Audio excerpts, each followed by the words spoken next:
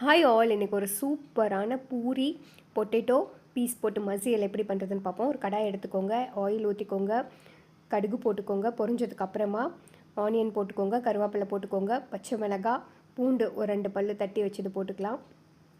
அது கொஞ்சம் நல்லா வணங்குறதுக்காக சால்ட் போட்டுக்கலாம், பச்சை மிளகாய் போட்டுக்கலாம்.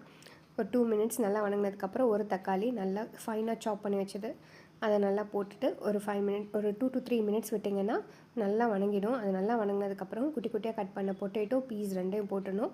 ஒரு 3/4 டம்ளர் தண்ணி ஊற்றிடணும். அதுக்கப்புறமா ஒரு மூடி போட்டு மூடி வச்சிடணும். அதுக்கு தண்ணி ஊற்றின உடனே கூட வந்து ஒரு மஞ்சத்தூள் போட்டுருங்க. மஞ்சத்தூள் போட்டுட்டு ஒரு மூடி போட்டு மூடி வச்சுருங்க.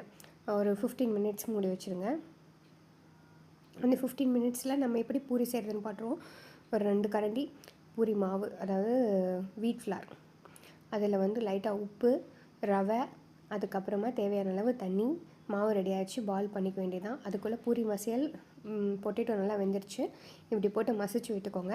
மசிச்சு விட்டதுக்கப்புறமா நம்ம ஒரு கடலை மாவை தண்ணியில் கலச்சி வச்சுருப்போம். 1 டீஸ்பூன் கடலை மாவு ஒரு 1/4 டம்ளர் தண்ணியில் கலக்கி வச்சுருக்கேன். அதை அதுக்குள்ளே ஊற்றி நல்லா மிக்ஸ் பண்ணி விட்டுட்டு ஒரு 2 to 3 மினிட்ஸ் அது நல்லா கொதி வந்ததுக்கப்புறமா அதை எடுத்து ஆஃப் பண்ணிடலாம். அவ்வளோதான். உப்பு மட்டும் சரி பார்த்துக்கோங்க. அதுக்கப்புறம் எண்ணெய் சூடானதுக்கப்புறமா நம்ம இந்த பூரி தேய்ச்சி வச்சுருக்கோம்ல, அதை ஒன்று ஒன்றா போட்டுக்கலாம். ஆக்சுவலாக இந்த ரவை போட்டங்காட்டி பூரியெல்லாம் மொறுன்னு புஸ்ஸுன்னு வரும். சூப்பராக இருக்கும் டேஸ்ட்டு.